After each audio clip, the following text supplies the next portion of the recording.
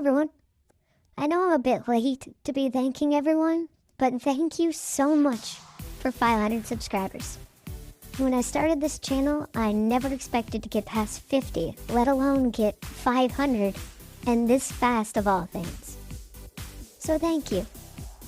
This amount of support is really what keeps me going. With that, I'll let you enjoy the story. The dim light of the hallway had revealed an outline of a creature.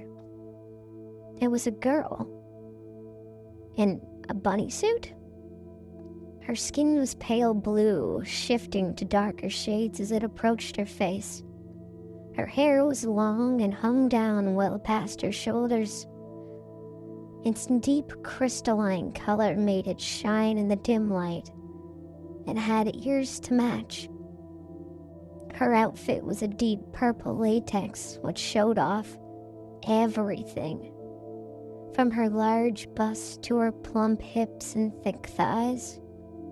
Her perfect hourglass figure took Abe by surprise and had him stunned long enough that she made her way into the office. Lips curved, gently forming a flirtatious smile, with her eyes matching the same energy. Abe looked her up and down, needing a double take. You're Bonnie.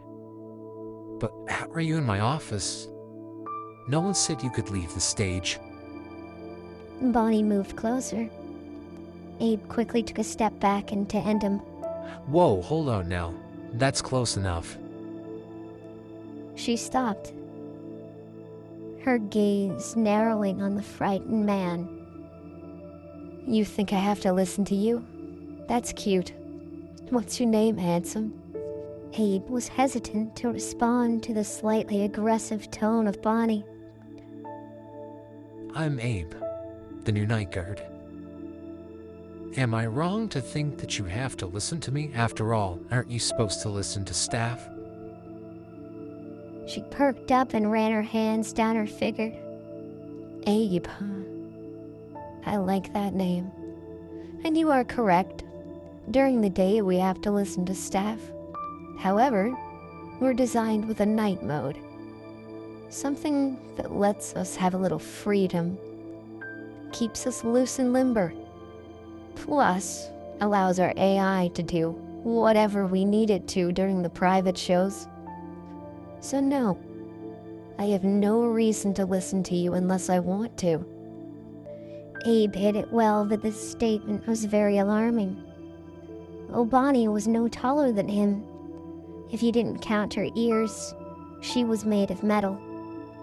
A rowdy, disobedient machine could bring him lots of harm very quickly. Abe thought it's best to play it safe for now rather than try to take control on the first night. Only, if absolutely necessary, would he aggravate Bonnie. And then in the morning, you bring up this little oversight to Veronica. So, Bonnie? Abe said, trying to sound calm. Do you like playing the piano? She looked stunned, like that was the dumbest question she had ever heard. Piano? Piano? Seriously? Are you that oblivious? I have a guitar, dude.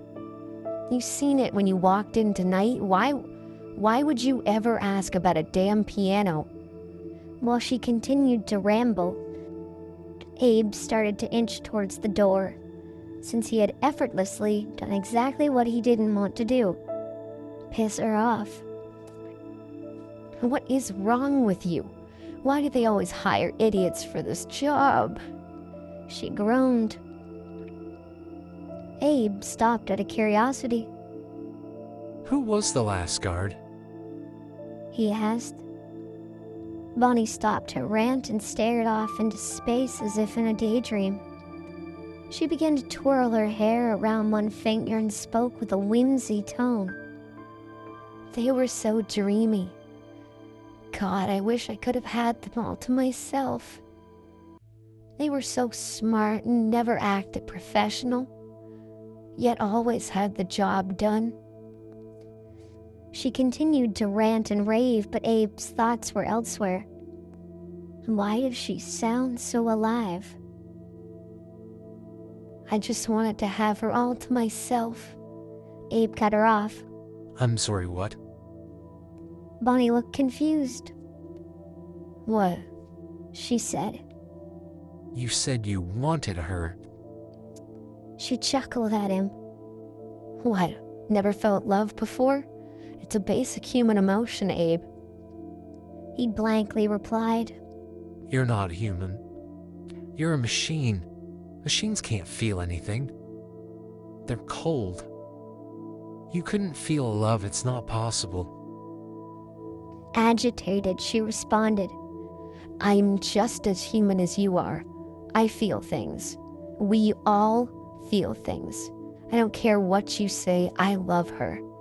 It's just a shame I don't get to spend any more time with her. Abe pondered for a minute, wondering how a machine could be so lifelike.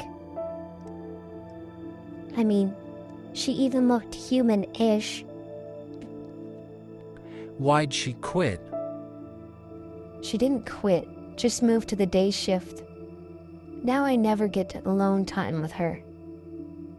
God, I miss you, Chelsea. But hey, she perked up her chest. Now I get to spend time with you. She came at him. A scene flashed before Abe's eyes. A gaping maw. Long, sharp teeth. Blood. So much blood. And then nothing. Abe bolted out the door down the right hallway, near immediately smashing headfirst into something soft. His vision completely filled with a warm yellow color, as he bounced off onto the ground and landed on his butt. Looking up, he saw long orange thigh highs that led up towards massive thighs and waist. She was built like a pear. As the further up Abe's eyes went, the thinner she got. She had jet black bikini bottoms and only wore a bib that said, "Let's eat." The girl's hair was done up neatly in a thick bob, with pink highlights weaved into it. Her bright pink eyes glowed in the dark and illuminated a cheerful smile she had. She spoke with a nerdy tone. Hi there, I'm Chica. It's nice to meet... She was cut off by Bonnie dashing down the hallway towards them. Chica extended a hand to Abe. Get behind me. Abe took her hand and got to his feet. He stood behind the chunky girl, peering over her shoulder to see an angry-looking Bonnie staring back at him. Chica immediately tried to take control of the situation. Hi, Bonnie. What's the matter? You look stressed. Bonnie snapped back at her. Move, you dumb blonde. He's mine. Chica remained calm and centered, even after the insult. Something that Abe took notice of. She spoke again. He's a person, Bonnie. You can't treat him like an object. The hell I can't.